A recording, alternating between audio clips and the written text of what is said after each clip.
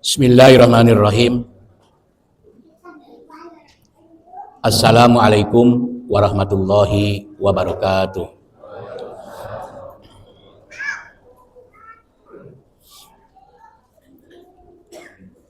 Alhamdulillahilladzi a'azzal islama biistiqomati ummati. Asyhadu an la ilaha illallah wahdahu la syarikalah. Wa asyhadu anna Muhammadan abduhu wa rasuluh. Allahumma sholli wa sallim wa barik ala nabiyil karim Muhammadi wa ala alihi wa ashabihi ajmain.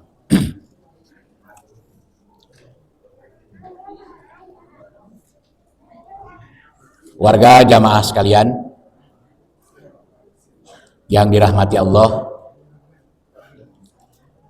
dan semoga panjang umur dalam ketaatan. Hari ini tepat 1 Muharram,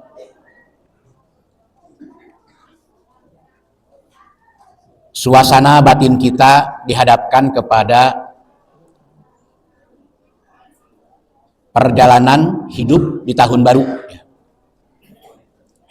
Bersyukur kita masih bisa mencicipi suasana tahun baru yang tadi malam di seluruh jalan provinsi, kota kabupaten macet, ramai dengan pasukan obornya. Saya juga tadi malam ngisi Muharraman di Nagrak, begitu keluar dari Nagrak macet parah gitu. Bagi kita, pilihannya adalah refleksi diri.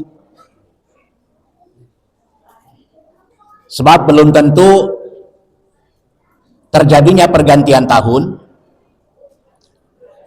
disikapi dengan semangat baru. Malah boleh jadi tahun berganti, persoalan semakin rumit. Beban hidup semakin berat. Masa depan semakin buram. Boleh jadi pergantian tahun itu diwarnai kondisi-kondisi seperti itu. Atau benar kata presiden kita yang pernah mengatakan bahwa kita itu berada pada Indonesia gelap. Bisa jadi ya. Sebab kita sedang diselimuti kegelapan. Kegelapan itu dalam bahasa Qur'annya adalah zulumat. Seperti dalam surat Ibrahim ayat 45, wasakantum fi masakinil ladzina zalamu anfusahum wa tabayyana lakum kaifa fa'alna bihim wa darabna lakumul amsal. Terlepas apakah presiden kita paham dengan yang dia ucapkan tentang Indonesia gelap, tapi dalam konsep berpikir kita memang sudah lama kita gaungkan bahwa Indonesia ini dalam kondisi kegelapan. Artinya umat Islam kembali tenggelam ke dalam zulumat. Kegelapan adalah kebodohan. Kebodohan adalah kesesatan gitu. Nah, itulah mungkin warna hidup kita yang mewarnai pergantian tahun hari ini. Makanya coba kita refleksi kembali kesadaran diri kita dengan beberapa penjelasan Al-Quran. Seperti yang dalam selembar makalah. Ayat yang sudah familiar dan sudah pada hafal, pertama adalah surat Ali Imran ayat 19. Inna dina indallahil Islam. Islam adalah satu-satunya konsepsi sosial yang datangnya dari Allah. Sumber pedomannya adalah Al-Quran. Itu makna yang terkandung dalam Ali Imran ayat 19. Islam adalah satu-satunya konsepsi sosial yang datangnya dari Allah dengan sumber pedomannya Al-Quran. Itu artinya apa? Ini bukan soal klaim, tapi bisa dibuktikan objektif dan objektivitasnya, kebenaran dan fakta dari kebenaran itu? Ada. Telah berhasil diwujudkan oleh Nabi. Islam sebagai konsepsi sosial yang menyelamatkan, mendamaikan, mensejahterakan, itu sudah terbukti. Hanya persoalannya, Nabi mengatakan, taraktukum alal baydai lailuha kanahariha wala yazigu anha ba'di illa halaka. Keberhasilan yang dibangun oleh aku, kata Nabi, setelah aku tinggalkan, kondisinya akan semakin menuju kegelapan kembali.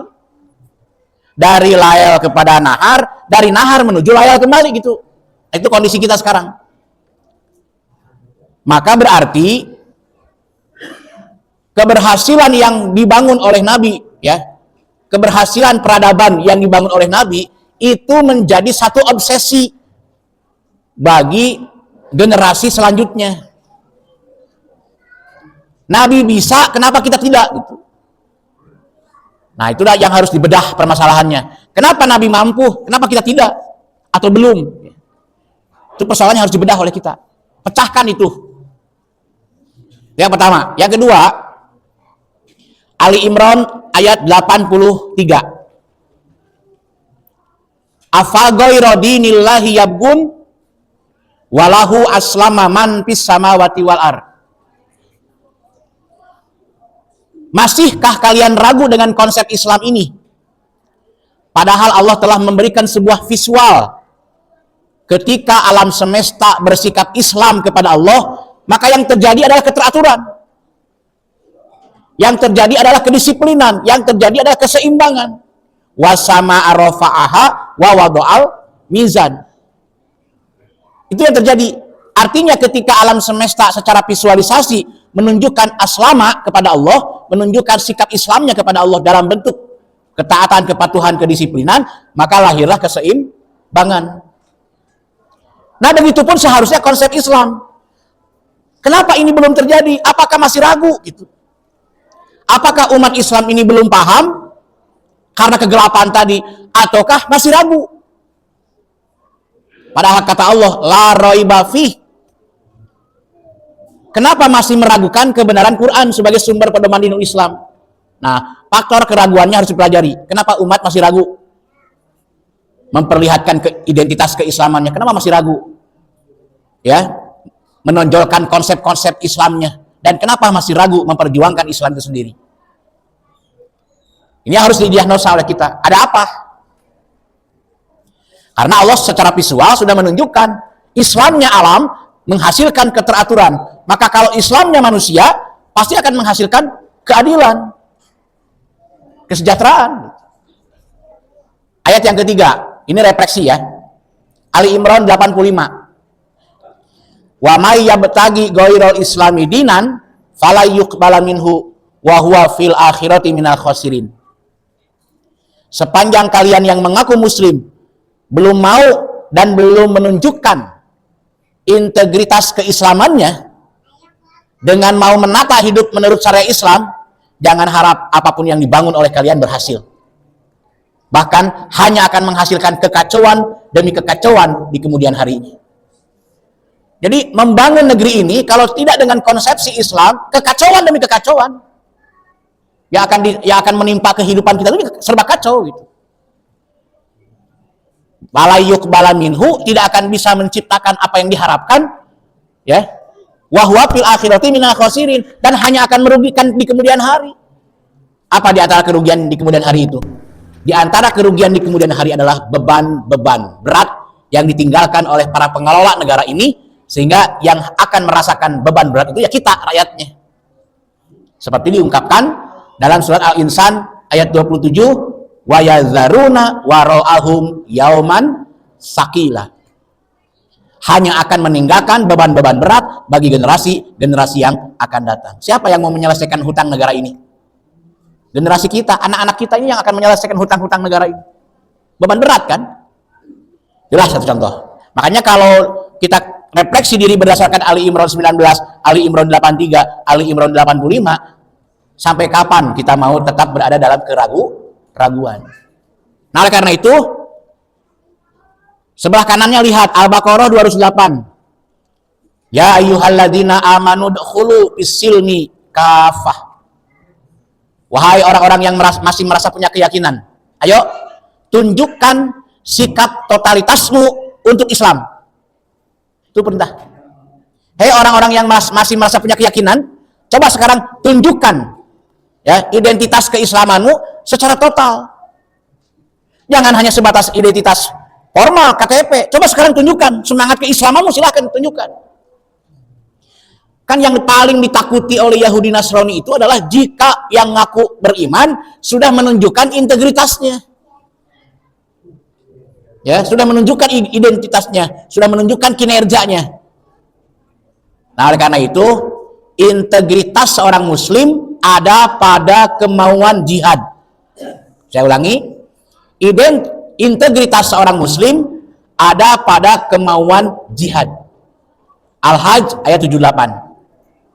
Wajahidu fillahi haqqa jihadihi huwajtabakum wa ma ja'ala alaikum fid dini min haraj millata abikum Ibrahim huwa sammakumul muslimin. Sammakumul muslimin terjemahan bebasnya adalah itulah integritasmu sebagai muslim, yaitu jahidu fillah. Tunjukkan keberanianmu dan tunjukkan pengorbananmu. Jadi jihad itu ada dua unsur. Pertama keberanian, kedua pengorbanan. Ini kan penakut umat Islam itu sekarang. Tahu nggak penyebab kenapa umat Islam penakut? Sampai ulama kiai bungkam, nggak bisa berbuat apa-apa. Diam, tidak bersuara. Dan tidak bertindak apapun, kecuali ngumpulkan pengajian doang. Kenapa? Kaitkan dengan hadis Nabi. Iza azumat umatid dunya, nuzi'at minha haibatul Islam. Jika umatku sudah memandang besar dan pentingnya materi dunia, maka akan hilanglah kehebatan Islam. Islam itu hebat, tapi kalau umatnya melempem, ya ikut melempem Islam itu. Ikut melempem, ikut lemah. Kalau umatnya lemah, itulah yang kata Ibnu Khaldun, al-Islamu mahjubun bil muslimin. Keindahan Islam itu dan kehebatan Islam itu memang terhalang oleh jeleknya muslim dan lemahnya muslim. Jadi saya maju Islam kayak gitu. Maka harus disupport keberanian mereka dan pengorbanan mereka. Nah inilah ya dua ayat di pinggirnya di samping kanan Al-Baqarah 28 totalitas dalam menunjukkan identitas keislaman. Al-Hajj 78 tunjukkan integritasmu sebagai seorang muslim, yaitu ada pada kemauan jihad. Integritas itu sendiri secara umum adalah keberpihakan. Ya. Identitas itu sendiri secara umum adalah keberpihakan. Itu keberpihakan penting. Mari kita lihat hadis Nabi yang terjemahannya sudah ada di fotokopi, hadisnya tidak sempat saya tulis ya. Ya ma'syarul muslimin, Allah Allah Allah. Abida wal jahiliyati wa ana baina azhurikum. Mau ditulis silakan ya.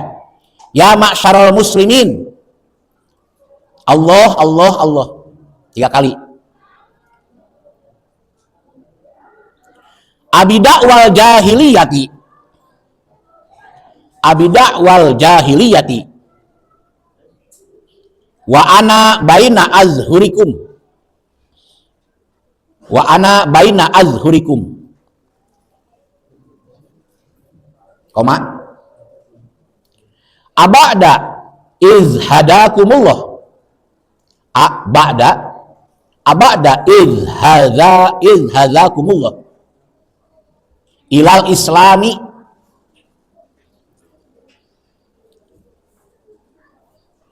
wa akramakum bihi wa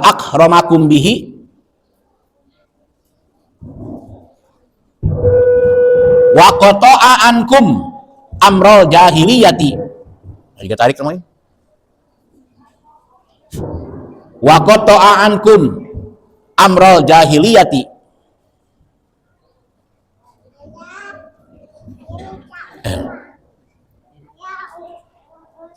Barangnya. Wa qata'a ankum amrul jahiliyah wastanfazakum bihi minal kufri.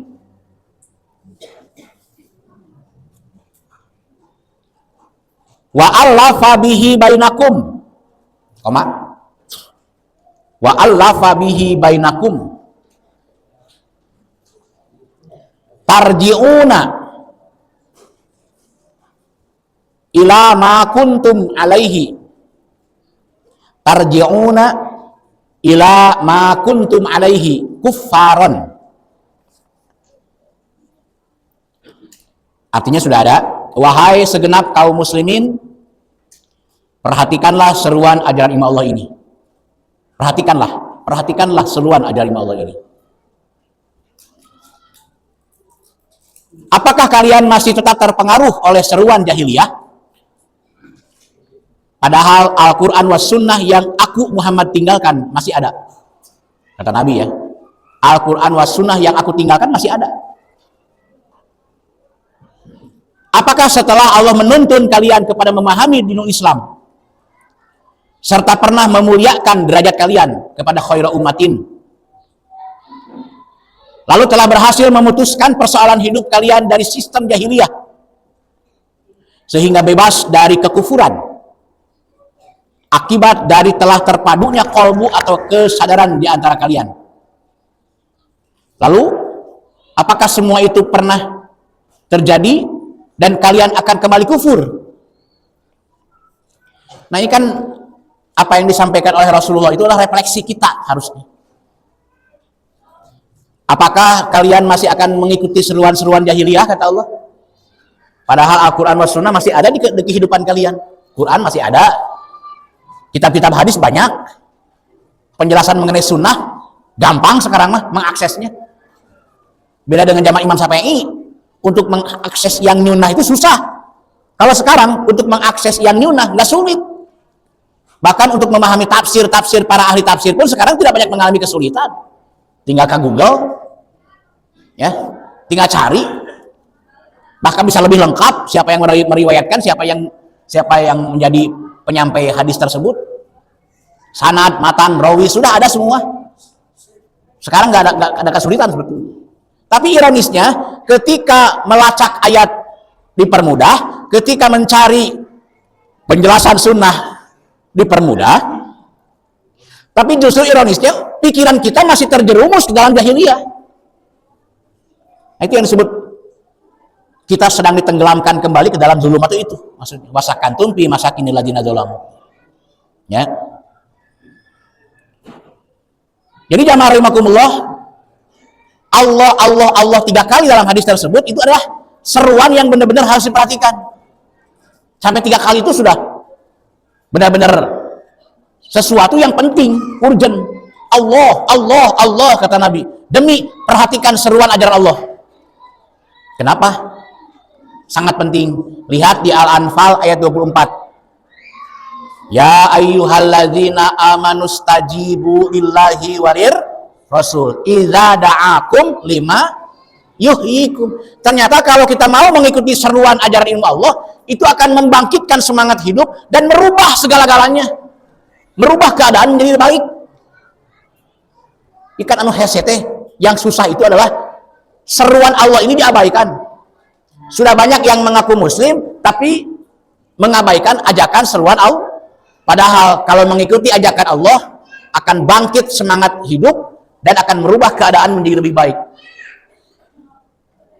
Karena Quran sekarang beda dengan Quran zaman Nabi. Kalau Quran zaman Nabi ada di benak pikiran kita. Tuh ya. Quran di zaman Rasulullah itu ada di benak pikiran kita. Sementara Quran sekarang hanya ada di mushaf. Itu yang menyebabkan belum terrealisasikan. Zaman Nabi Muhammad belum ada mushaf, tapi ada di sini. Nah sekarang bagaimana mushaf yang sudah ada masuk ke benak kita? Itu bagaimana sekarang? Nanti jawabannya di tengah-tengah ke akhir. Ya. Upaya kita adalah bagaimana isi kandungan Al-Quran yang memiliki daya rubah hebat, lima yuhyikum, itu masuk ke benak-benak umat, ke benak pikiran umat. Maka gerakan dakwah kita harus diperluas. Itu kuncinya. Kalau gerakan kita dakwah kita diperluas, maka kontribusi kita di masa-masa yang akan datang itu adalah investasi terbesar. Investasi jangka panjang. Jadi dakwah kita harus menjadi investasi jangka panjang. Dakwah kita itu. Makanya saya tidak terfokus pada hasil, tapi saya hanya ingin maksimal di ikhtiar, di upaya saya gitu. Saya nggak terlalu berpikir mengenai hasil, enggak. Tapi bagaimana ikhtiar kita? Kan ada hasil ikhtiar mah, semakin bertambah tahun, semakin bertambah yang hadir. Itu hasil ikhtiar tuh. Kalau konteksnya jamaah, maka fi'ah qalilah. Itu kalau konteksnya al-jamaah. Ini harus dibedakan nih. Jadi jangan salah cara berpikir kita. Justru kalau yang namanya jamaah nggak banyak, sedikitan. Akhirnya apa? Tidak ada semangat ikhtiar untuk makin membanyakkan warganya. Nggak ada semangat ngajak ini, ngajak itu tuh nggak ada. Karena tadi salah dalam berpijak. Memang kalau konteksnya jamaah, fi'ah qalilah, jumlah sedikit tapi kualitasnya baik. Tapi kalau bicara silaturahim harus banyak. Kalau bicara silaturahim seperti ini harus banyak yang hadir. Ini yang separohnya pun tidak. Kalau mengukur kepada hasil binaan Ustadziyat, ini separoh aja enggak itu yang hadir. Coba kalau kehadirannya maksimal. Nah, kawan-kawan harus bekerja. Bagaimana setiap tahun mampu mengajak, merekrut orang-orang. Jangan Pak Yan terus gitu. Ajak. Ya. Jangan hanya beberapa gelintir orang, harus ada ngajak. Karena konteks silaturahim itu kalau banyak yang hadir itu menunjukkan kinerja kita sebagai warga. Tapi kalau konstan begini aja yang hadir, berarti nggak ada kerja kita itu. Itu menandakan kita kurang kerja kita tuh. Kurang semangat dalam merekrut. Kalau Pak Yan kan cerewet, bawel di grup, kurang kumaha cerewet. Nah, itu diresponnya terus Pak Yan mah gitu. Nah itulah jamaah rahimakumullah. Jadi jangan terjebak karena kalimat fi'ah qalilah, kemudian ya sudah merasa cukup dengan segini. Padahal koperasi saja perlu berkembang. Lembaga pendidikan perlu diperbesar, ya kan? Wilayah-wilayah dakwah kita perlu diperluas. Ya harus kerja semuanya. Kerja untuk jamaah gitu. Nah itu bedanya. Kalau istilah Muhammadiyah mah mengembangkan amal usaha, maka harus membangun jaringan-jaringan kepengurusan di tingkat ranting sekalipun. Jadi tingkat cabang, tingkat ranting. Ya. Makanya lihat amal usaha Muhammadiyah, perguruan tingginya, pesantren-pesantrennya, MBS sekarang banyak di daerah-daerah itu, ya. Belum rumah sakitnya, belum UMKM-nya. Nah itu kalau jaringannya kita perluas, pasti apa yang disampaikan oleh Pak Asep tadi itu akan semakin besar. Walaupun kalau sudah besar timbul juga persoalan, tapi kita siapkan antisipasi persoalannya gitu. Kita siapkan tuh efek pencegahan. Kalau sudah besar apa yang terjadi udah kita prediksi. Yang penting kita antisipasi semuanya. Nah inilah pentingnya mengikuti ajakan seruan Allah itu, ya. Lalu kata Nabi, apakah setelah Allah menuntun kalian kepada Islam, kemudian kalian menjadi umat terbaik, khairu ummatin, kemudian terlepas dari kungkungan jahiliyah, terbebas dari kekufuran dan berhasil disatukan kalbu kalian, masa kalian kufur kembali, kata Nabi. Maka sekarang yang ngaku muslim banyak, tapi kekufurannya nauzubillah. Muslim tapi korupsi, muslim tapi berzina, muslim tapi menipu, muslim tapi berbuat curang, culas, bermusuhan. Itu kufar namanya. Berarti kembali kufur. Karena ciri kehidupan kufar, riba ekonominya, al-ankabut sistem politiknya, kan begitu, ya. Pecah belah, adu domba kehidupan sosialnya. Itu berarti kembali kufur kayak gitu mah. Nah, jadi refleksi di ayat awal yang saya sampaikan dengan penjelasan Nabi tadi, maka itu diharapkan menjadi penyemangat kita dalam berjamaah. Bagian B, semangat berjamaah. Begitu banyak ayat yang Allah sampaikan tentang keharusan berjamaah. Baik dalam visualisasi alam semesta ataupun dalam visualisasi budaya seperti yang dicontohkan oleh para nabi. Banyak itu ayat-ayat yang dijadikan penyemangat bagi kita untuk berjamaah. Di antaranya adalah Ali Imran ayat 103, ayat yang paling populer ketika bicara konteksnya jamaah. Wa'tasimu bihablillahi jami'an wala tafarraqu. Bernaunglah kalian dalam satu ikatan jamaah, jangan bernaung dalam berbagai macam perpecahan. Jadi berlindunglah dalam naungan jamaah, jangan berlindung dalam berbagai macam pecahan gitu. Karena sekarang itu banyak organisasi di kita. NU adalah organisasi terbesar. Muhammadiyah adalah organisasi terkaya. Persis merupakan organisasi paling disiplin. Disiplin dalam menuntut ilmu, disiplin dalam ibadah. Itu satu contoh tuh. Kurang bagaimana republik ini? ada FPI, ada HTI, ya, ada LDII, so kurang kumaha, ada DITII dulu tuh. Banyak aset yang dimiliki oleh umat Islam, tapi negara kenapa makin ke depan makin hancur? Ulama banyak, pondok pesantren banyak, lulusan pesantren tiap tahun ribuan jutaan se-Indonesia. Gak ada perubahan negeri ini. Kan itu yang menjadi pertanyaan. Pada kemana ulama ini itu? Lalu hasil yang dari pesantren itu kenapa tidak berguna? Kenapa tidak berjalan? Kenapa tidak fungsional? Ya, berarti apa? Berarti kita terjebak dalam perpecahan. Terjebak kita dalam perpecahan kalau begitu.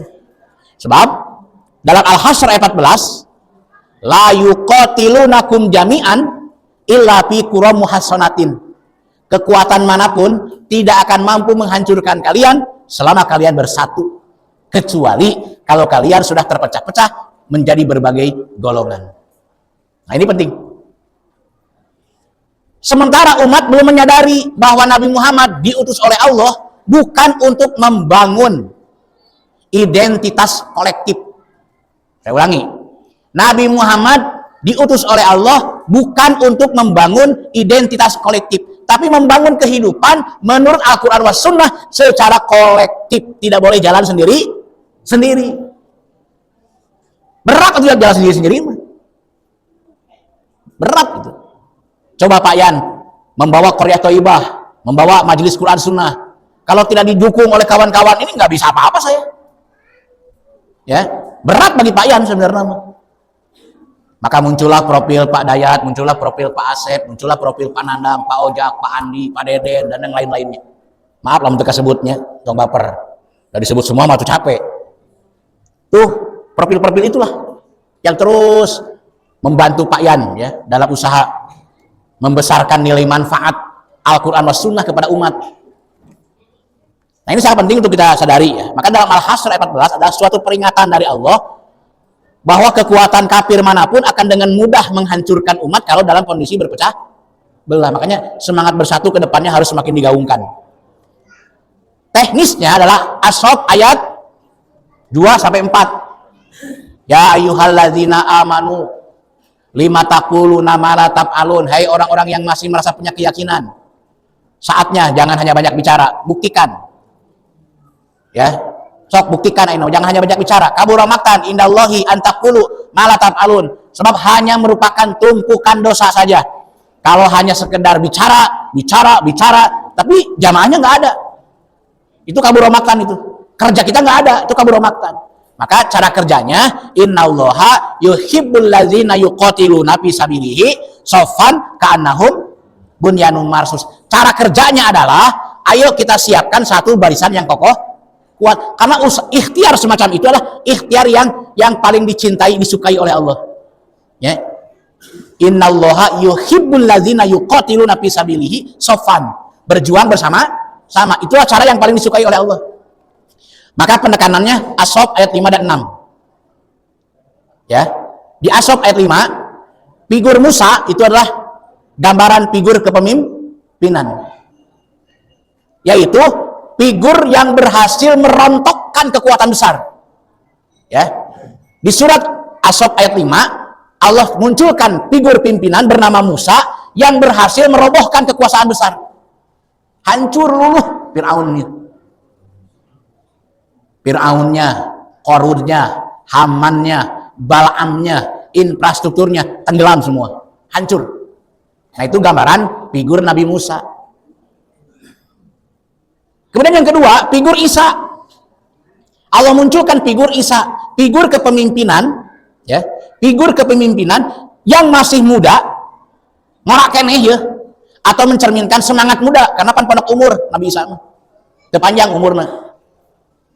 Tetapi profil Nabi Isa adalah profil di mana kekacauan berpikir, bukan infrastruktur yang dihadapi oleh Isa itu, tapi kekacauan berpikir. TBC-nya ayo namalah. TBC-nya. Makanya Nabi Isa digambarkan oleh Allah bisa mengobati orang yang sudah mati jadi hidup. TBC leungit, tahayul, bid'ah, khurafat, itu gambarannya. Nah, kalau kita cerminkan ke Qaryah Thayyibah, kita cerminkan ke jamaah usadian, kira-kira gambaran Nabi Musa atau gambaran Nabi Isa? Ayo, lebih mendekati mana kehadiran saya? Nabi Isa. Sebab konteks Nabi Isa adalah mimba dismuhu Ahmad. Jadi saya harus menciptakan Ahmad baru itu. Ya, itulah kaderisasi. Saya mampunya di situ. Belum bisa tuh saya ngaruh-nguruhkan kekuasaan, belum mampu saya. Bahkan kelihatannya tidak ada kemampuan ke arah situlah. Nah, itu contohnya tuh. Jadi yang saya bangun adalah konsepnya Isa alaihissalam. Walaupun usia saya sudah 60 ke atas, tapi semangat saya masih muda. So, kalau ngadu ngora jeung sadan lah yo. Ngadu ngora jeung sadan ya sok. Nya. Da keneh gada gini ka itu ka dieu enggak ada lelah-lelahnya tuh. Itu contoh tuh. Ke daerah manapun kalau tidak ada teman, berangkat. Asa budak ora keneh gitu teh. Nya. Kenapa? Karena saya ingin mimba di setelah Pak Yan, ismuhu Ahmad, hadirkan ya generasi-generasi pelanjut. Makanya konsep berpikir saya adalah konsep pembinaan umat yang menjadi investasi jangka panjang yang kemudian hari hasil perjuangan kita itu akan benar-benar diakui dan dirasakan manfaatnya. Lalu kemudian lahirlah generasi-generasi baru yang menyuarakan Quran Sunnah di tengah gelombang zulumat yang semakin dahsyat. Itu tah. Jadi ada dua profil nih, mau profil Musa, mau profil Isa. Sok. Yang penting As-Saff ayat 5 dan 6 itu menjadi teknis pelaksanaan kita. Soal kepemimpinan ya sudah, yang ada ini sekarang ikuti dengan disiplin kita menjalankannya sampai pada titik akhir seperti apa yang mau kita capai. Nah, makanya lihat al-hadis supaya jelas titik akhir kita. Lihat hadis ini. Alaikum bil jamaah wal ammah wal masajid. Sudah satu keharusan bagi kalian untuk selalu bernaung dalam al-jamaah. Sudah satu keharusan bagi kalian untuk selalu bernaung dalam jamaah. Ya jamaah itu banyak, tapi kita memiliki rumah besar yang namanya Qaryah Thayyibah. Di situ aja udah. Sebagaimana yang berjalan sekarang. Ayo kita di situ, rumah kita adalah Qaryah Thayyibah, ya. Nah, itulah yang disebut dengan alaikum bil jamaah. Tetapi apakah cirinya bagaimana nanti jelaskan. Ciri jamaah kita nanti dijelaskan. Untuk apa kita bernaung dalam jamaah? Wal ammah. Ya. Agar mampu menyelesaikan seluruh problem umat. Wal masajid, dan memusatkan kehidupan al masajid. Nah, oleh karena itu dalam fotokopian disebutkan al jamaah adalah kumpulan orang-orang sedikit atau banyak. Jadi nggak ada persoalan mau sedikit mau banyak, ya. Tapi yang penting ada kumpulannya. Kumpulan orang-orang sedikit atau banyak yang telah sama dalam pandangan dan kedisiplinan hidup menurut Al-Quran was Sunnah. Pandangan kita sama, disiplin hidup kita sama. Itu pastilah akan jalan jamaah itu. Kemudian al-ammah. Al-ammah adalah seluruh problematika umat dibenahi dengan semangat kolektif. Jadi jangan berharap kepada satu figur. Nabi Muhammad kalau tidak ada Abu Bakar susah bergerak. Nabi Muhammad kalau tidak ada Abu Bakar susah bergerak. Nabi Muhammad kalau tidak ada Khadijah susah bergerak. Nabi Muhammad dalam pernikahan awal kalau mau perawan bisa bagi beliau, bukan tidak bisa. Dan Nabi Muhammad dicintai oleh banyak perempuan atuh. Makanya siapapun yang dilamar oleh Nabi Muhammad gak ada yang menolak. Tapi kenapa di pernikahan pertama Nabi memilih Khadijah? Ya kenapa? Saya dulu kalau menemukan tipikal Khadijah sudah saya nikahi kan hese. Siti Romlah nu aya. Ya. Saya sudah berhubungan dengan ini belum ada tipikal yang tepat. Barulah ketemu dengan Bu Romlah. Tapi bukan Khadijah Bu Romlah mah. Ya. Itu bukan duit. Nah, kenapa Nabi Muhammad itu menikahi Khadijah itu karena apa? Karena berpikir pergerakan. Kan yang dibawa oleh benak pikiran Nabi Muhammad apa? Yang dibawa oleh pikiran beliau adalah ketika wahyu pertama turun, Iqra, baca situasi, pecahkan masalah yang kau hadapi. Ketemu masalahnya, ketemu jalan keluarnya, tapi mana anggaran biaya yang menopangnya? Itulah kenapa Nabi Muhammad mengambil langkah yang sangat produktif, menikahi Siti Khadijah. Dan katanya dalam waktu 5 tahun habis kekayaan Siti Khadijah. Tapi kan masih ada kekayaan berikutnya, kekayaan Abu Bakar, berlapis terus gitu. Nah, kalau Ustadz Yan dalam berdakwah apa daya dukungnya? Kalau bicara finansial, kalau bicara modal. Jadi jangan terlalu mengukur dengan yang lain. Tinggali si A, si B, si C, tuh mereka ya dukungnya ada kuat. Sebenarnya gerakan Ustadian dari dulu kalau didukung oleh materi yang memadai, geus segede naon lah urang teh. Besar kita itu sebetulnya kalau bicara besar. Ya, kalau bicara besar. Nah, itu sebagai satu komparasi bahwa ternyata umatku di akhir zaman kalau tanpa modal yang memadai itu agak sulit ya bergerak. Hese lompat, susah lari, ya merangkak aja terus. Tapi merangkak juga gerakan, bukan tidak gerakan, merangkak juga. Tapi kan lamun bisa lompat maka kalau bisa lari, wah luar biasa itu. Nah, kemampuan lari itulah tergantung energi yang diperlukan. Nah, terkait dengan masjid, terkait dengan al-masajid, memang problematika sekarang itu ada dua tipikal al-masajid. Al-masajid yang pertama adalah tafriqon bainal mu'minin. Ini kondisi masjid sekarang. Jadi masjid sekarang itu adalah lahan rebutan berbagai kelompok, lahan rebutan berbagai macam figur-figur kiai, ulama, masjid sekarang tuh. Sehingga karena ini menjadi lahan rebutan, maka ketika masuk ke dalamnya bukan menjamaahkan umat, tapi malah memecah belah. Tafriqon bainal mu'minin. Mukmin dengan mukmin yang tadinya satu masjid berpisah dengan masjid yang lain. Bikin lagi masjid, terus begitu. Dan kita punya kebiasaan pengen ngebangun masjid terus, aneh teh. Ya punya kebiasaan hayu terus aja ngebangun masjid. Sampai di Indonesia itu entah berapa juta jumlah masjid jami yang ada di Indonesia. Di Sukabumi saja katanya 3.000 lebih masjid jami. Kurang bagaimana banyak, tapi efeknya ke sosial, ke ekonomi, ke politik kecil efek. Dampaknya ke ekonomi kecil, dampaknya ke politik kecil. Engke ke politik mah pada musim politik. Nah, baru tuh masjid didatangi oleh para calon. Jadi kita tuh lemahnya terlalu luar biasa kelemahan kita itu. Nah, dari situlah jamaah rahimakumullah kita harus memahami orientasi al-jamaah ya. Orientasi al-jamaah. Ini sebagai tafsiran dari mimba dismuhu Ahmad tadi. Ya, surat As-Saff ayat 6. Tafsirannya adalah ini ya. Orientasi jamaah Qaryah Thayyibah pertama fokus pada upaya memantapkan wawasan keilmuan dan memperkuat keyakinan. Jadi jamaah kita wawasan ilmunya ditingkatkan ya, terus dimantapkan dan keyakinannya diperkuat. Saya ke Cilubang malam-malam sendiri pakai motor, hujan lagi.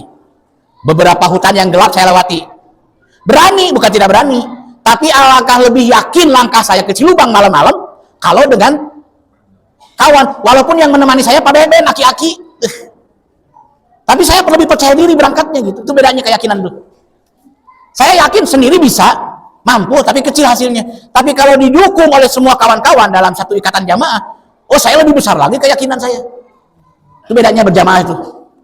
Itu bedanya berjamaah.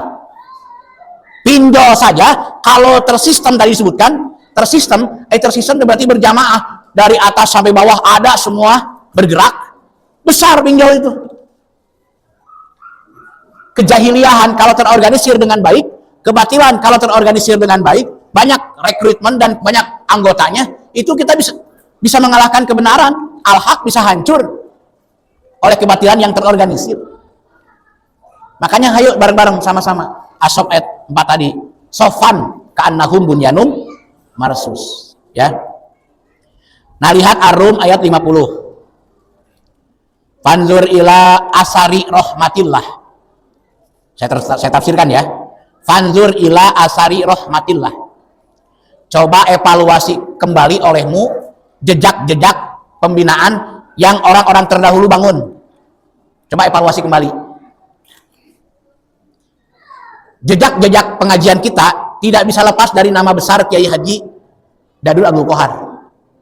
Ya. Bukan karena saya incunya, bukan. Tapi saya hasil didikan Ajengan Dadun. Itu mau tidak mau. Awal saya mengenal Quran Sunnah dari Ajengan Dadun. Tetapi karena ada semangat ingin meningkatkan, Allah mempertemukan dengan paman saya sendiri. Bukan tidak kenal ke paman saya, tapi saya tidak mengenal kualitas beliau dulu itu. Lalu oleh Pak Papin saya direkrut. Saya, Yunan, Andi, Ius. Direkrut oleh beliau. Dikaderlah sampai akhir hayat beliau. Jadi nama Kiai Zainal Arifin Panani gak bisa lepas dari binaan kita. Itu disebutnya asari rahmatillah itu. Jejak bimbingan ajaran ilmu Allah, Al-Quran dan Sunnah. Nah, kalau yang dibangun oleh saya sekarang dengan yang dibangun oleh Ajengan Dadun dulu, ya beda, jangan disamakan. Beda. Tahu nggak yang dibangun oleh Ustadz Yan apa? Yang dibangun oleh Ustadz Yan adalah tulang-tulang keledai yang berserakan. Paham ya? Beda dengan Ajengan Dadun. Ajengan Dadun mah punya keledai.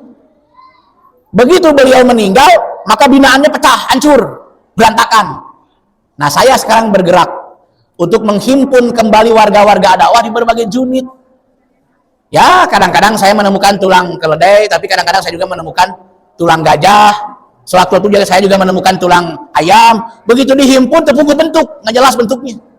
Makanya kalau belum jelas bentuk perjuangan kita, ya saya juga kesulitan nyari-nyari tulang keledai yang berserakan. Maka kinerja Anda sebagai warga nih, sok, yang ada di sekitar Cikembar, ajak ke malam Jumat, cari tulang-tulang keledai yang berserakan itu, yang sejenis ya, cari tulang-tulang keledai yang sejenis. Seperti saya, datangi unit ini, datangi unit itu, berapa unit yang saya datangi, saya undang kumpul di satu tempat. MKS itu juga salah satu sarana untuk menghimpun kembali tulang-tulang keledai tadi. Model Kang Haji Ismet, tapi kami bingung Kang Haji Ismet nah warga Adawa, nah warga MKS itu Kang Haji Ismet teh. Beliau itu kan aslinya warga binaan Adawa. Dia tinggal di rumah dekat dengan masjid Adawa. Dulu itu Kang Haji Ismet. Jadi medok Adawa na eta. Tapi karena suatu bentuk usaha lalu kemudian Ajengan Dadun tidak ada, ya sekarang terseret ke MKS lah. Itu kira-kira ya. Terseret ke MKS, tingkah bawa bener, tingkah bawa kecil ke MKS itu. Pak Haji Ismet gitu kan. Nah. Jadi itu adalah bagian bahwa yang saya lakukan sekarang adalah bagian dari menghimpun tulang-tulang keledai yang berserakan tadi. Untuk diajak berpikir bersama kepada As-Saff ayat 6. Yaitu mimba dismuhu Ahmad. Jadi saya hanya mengajak kawan-kawan untuk menyiapkan generasi yang akan datang. Lewat kaderisasi dan pembinaan kajian. Nah, sehingga setelah panzur ila asari rahmatillah, maka Allah mempertanyakan, kaifa yuhyil ardo ba'da mautiha. Apakah hasil binaan yang selama ini berjalan sudahkah seperti bumi ini di mana yang tadinya tanah gersang menjadi subur kembali? Apakah yang sudah gersang ini akan subur kembali? Hadisnya ya. Hadisnya alaikum bimujalasatil ulama'i wastima'i kalamil hukama'i. Maka satu keharusan bagi kalian untuk selalu bersama-sama dengan ulama dan menimba ilmu-ilmu mereka. Saatnya bagi kalian untuk selalu bersama dengan ulama dan menimba ilmu-ilmu mereka. Supaya apa? Fa innallaha yuhyil qalbal mayyit binuril hikmah kama yuhyil ardol maitata bima'il matori. Supaya seperti bumi ketika tanahnya gersang diturunkan air hujan menjadi subur kembali. Jadi kita ingin menyuburkan kembali pemahaman Quran Sunnah di tengah-tengah kegersangan pikiran-pikiran umat sekarang, ya.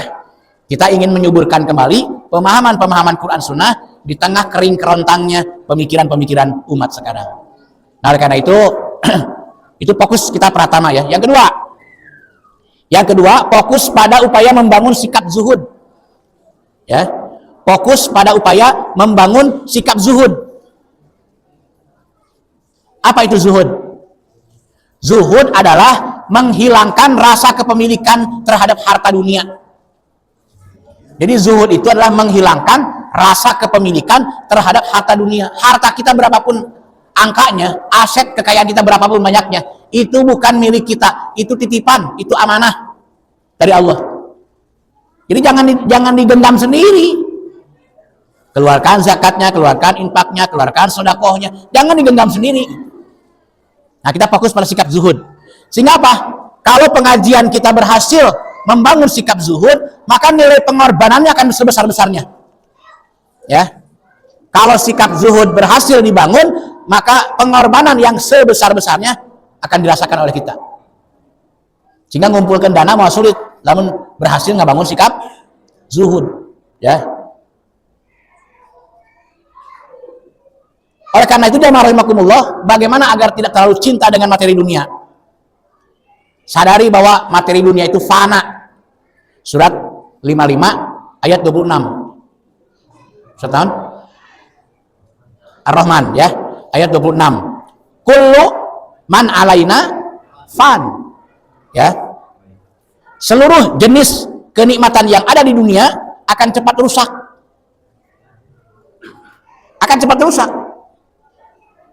Nah, itu contohnya tuh. Buktinya apa? Buktinya rumah saya bocornya bukan 1 2 sekarang. Mobil saya udah sering ke bengkel, ya, ke bengkel lagi. Itu tandanya apa? Fana dunia itu. Nah, wajah kita makin lama makin rusak, ya, wajah kita tuh makin tua itu.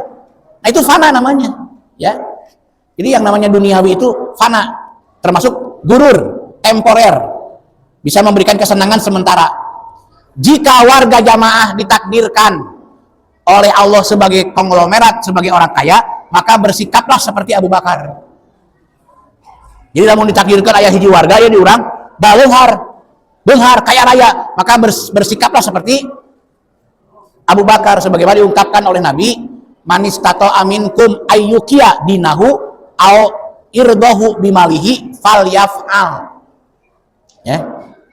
Jika dengan kekayaanmu mampu mengangkat derajat orang lain menjadi mukmin atau menyelamatkan harga diri kehormatan, maka silakan kaya raya. Persoalannya pengaruh harta kekayaan itu memang merusak. Ya. Pengaruh harta kekayaan itu justru bisa merubah manusia menjadi ngedrop imannya, seperti iman Korun ngedrop gitu. Iman Korun itu ngedrop banget gara-gara banyak harta. Nah, kita fokus pada membangun sikap zuhud, dimulai dari gaya hidup yang sederhana, tidak berlebihan. Biarkan orang lain pamer kekayaan, pamer jabatan, pamer kedudukan, kita adalah pamer peradaban. Ya, kita adalah pamer gaya hidup menurut Al-Qur'an, syuhada'a lillah. Nah, itulah yang penting, ya. 3. Fokus pada upaya pengembangan. Nah, kalau bicara pengembangan, nggak bisa tanpa 2 hal. Saya ulangi, bicara pengembangan tidak bisa tanpa 2 hal. Nggak usah bicara pengembangan lah kalau nggak ada 2 hal ini. Pertama amwal, kedua anfus. Amwal adalah sumber daya modal. Anfus adalah sumber daya manusia. Ya. Amwal adalah sumber daya modal. Zakat, infak, sedekah, wakaf dan hibah harus kita rekrut. Khudz min amwalihim shadaqatun. Bentuknya bisa zakat, infak, sedekah, wakaf, hibah. Saya sudah memberikan contoh mencari orang yang mau mewakafkan. Ketemu orang yang mau mewakafkan. Sabintana, naon. Nah, harusnya kita berjuang mencari pewakaf lagi nih. Coba tuh, biar aku coba dulu anu beunghar. Masa nggak punya saudara yang kaya? Coba bergerak, cari orang yang mau mewakafkan. Nah, caranya bagaimana? Kita harus sadar publikasi. Kita belum sadar publikasi. Baru sadar kamera kita teh. Pada hayang selfie jelema ieu mah. Kita sadar kamera, tapi sadar publikasi lemah. Kegiatan kita kalau nggak divideokan, nggak bisa besar ke depannya. Dakwah Pak Yan kalau nggak divideokan, susah berkembang ke depannya. Nah itu, ya harus sadar publikasi. Makanya langkah Pak Nur saya dukung bener itu, memunculkan lewat media. Jadi ceramah-ceramah atau materi-materi apapun yang Pak Yan sampaikan, yang Pak Asep sampaikan, dan siapapun nanti kawan-kawan yang akan menyampaikan, itu masuk ke buletin.